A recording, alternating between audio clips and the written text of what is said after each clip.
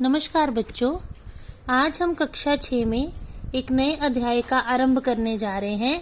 अध्याय नंबर 12 और नाम है विशेषण।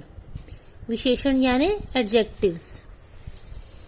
संज्ञा और सर्वनाम शब्दों की विशेषता प्रकट करने वाले शब्द विशेषण कहलाते हैं।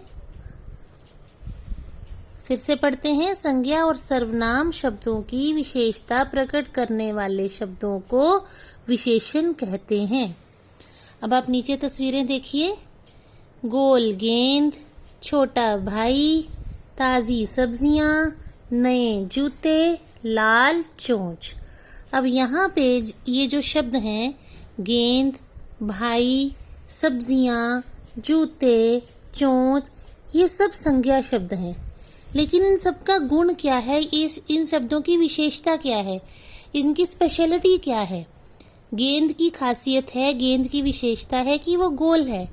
भाई की विशेषता है कि वो छोटा है। सब्जियों की विशेषता है कि वो ताज़ी हैं। जूतों की विशेषता है कि वो नए हैं। और चोंच की विशेषता क्या है कि उसका रंग लाल है।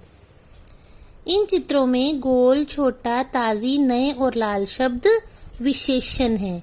ये संज्ञा शब्द और ये उसका विशेषण। ये विभिन्न संज्ञा शब्दों की विशेषता प्रकट कर रहे हैं, जैसा कि मैंने आपको बताया। अब अगला शब्द है हमारा विशेष्य। विशेष्य क्या होता है? विशेषण शब्द जिन शब्दों की विशेषता प्रकट करते हैं, यानी जो विशेषण शब्द है जिन शब्दों की विशेषता बताते हैं, उन्हें विशेष्य कहते हैं। अब इनमें जो संज्ञा शब्द है ना, अब देखिए, गोल विशेषता किसकी विशेषता प्रकट कर रहा है? गोल शब्द गेंद की। छोटा शब्द किसकी विशेषता प्रकट कर रहा है? भाई की। ताज़ी शब्द किसकी विशेषता प्रकट कर रहे हैं? सब्जियां की। नए शब्द किसकी विशेषता बता रहे हैं? जूतों की। और लाल शब्द किसकी विशेषता, लाल रंग किसकी विशेषता बता रहे हैं? चोंच की। तो जिन शब्दों की विशेषता बताई जाती है वो संज्ञा शब्द विशेष्य कहलाते हैं। विशेषण 4 प्रकार के होते हैं। पहला है विशेषण के भेद, जो हम कहेंगे इसके 4 भेद है। पहला है गुणवाचक विशेषण, दूसरा है संख्यावाचक विशेषण, तीसरा है परिमाणवाचक विशेषण और चौथा है सार्वनामिक विशेषण। ये हैं विशेषण के भेद।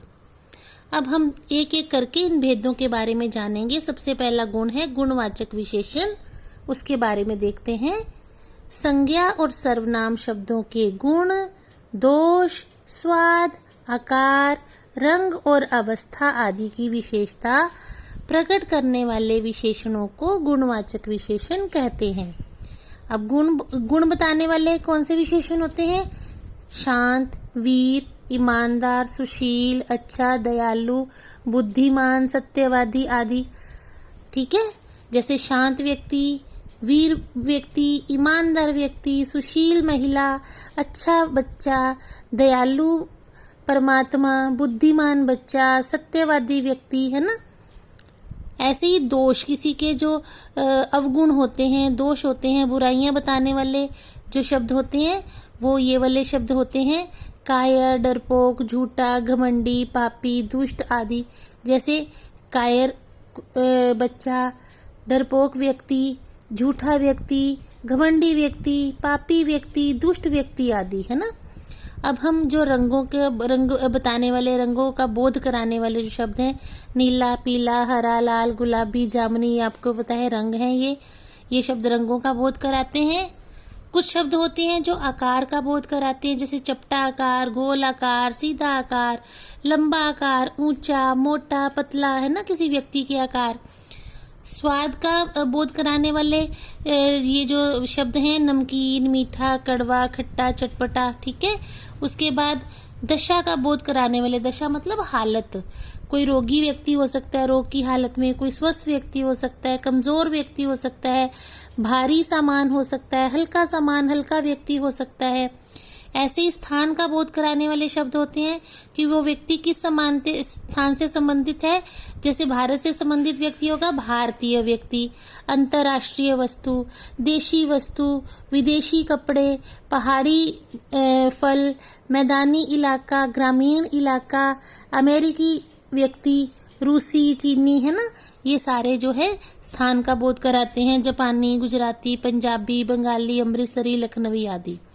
उसके बाद है काल। काल यानी समय, समय का बोध कराने वाले जो शब्द होते हैं कि किस समय की बात हम कर रहे हैं। दैनिक यानी रोज का काम, पाक्षिक, मासिक, पत्रिका, क्षणिक, बुलबुला, प्राचीन वस्तु, नूतन वस्तु, नवीन इमारत, वार्षिक परीक्षा, है ना।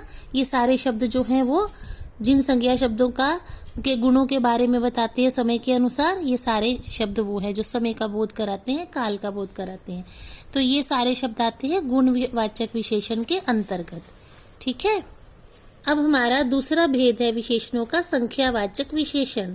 जिन विशेषण शब्दों से संज्ञा और सर्वनाम की संख्या का बोध होता है, पता चलता है, उन्हें संख्यावाचक विशेषण कहते हैं। जैसे सांची 7वीं कक्षा में पढ़ती है, कक्षा संज्ञा है, 7वीं विशेषण है।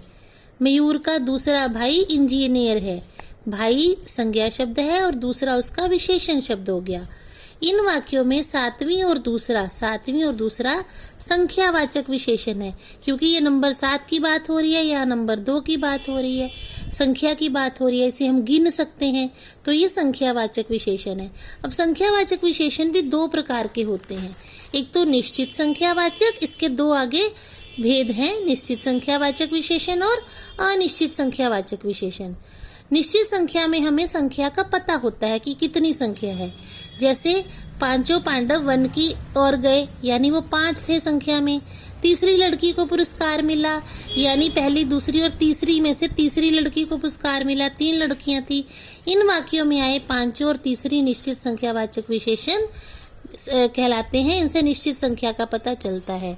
अब है अगला अनिश्चित संख्यावाचक विशेषण।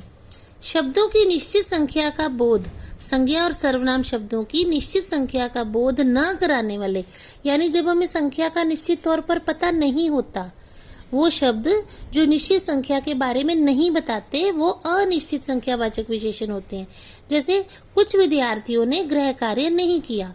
अब कुछ मतलब कितने, 4, 6, 10, 15, 20 हमें पता नहीं है, ठीक है ना। तो ये संख्या निश्चित नहीं है, इसलिए ये अनिश्चित संख्यावाचक विशेषण, क्योंकि विद्यार्थी संज्ञा शब्द है और कुछ उसकी विशेषता बता रहा है। आज दुकान पर कम ग्राहक आए। अब ग्राहक यहाँ पे संज्ञा है, कम उसका विशेषण है, लेकिन ये अनिश्चित संख्यावाचक है। कम ग्राहक, कितने ग्राहक हमें नहीं पता, 2, 4, 6 कितने कम आए, ठीक है ना। बहुत से अतिथि बिना खाए चले गए। अब अतिथि संज्ञा शब्द है और बहुत से उसका विशेषण है, लेकिन बहुत से कितने हमें नहीं पता। बहुत से की गिनती हमें जब हमारी जानकारी नहीं है, तो ये अनिश्चित संख्यावाचक विशेषण हो गया। इन वाक्यों में आए कुछ, कम और बहुत से शब्द अनिश्चित संख्यावाचक विशेषण कहलाते हैं। इनसे हमें संख्याओं का पता नहीं चलता।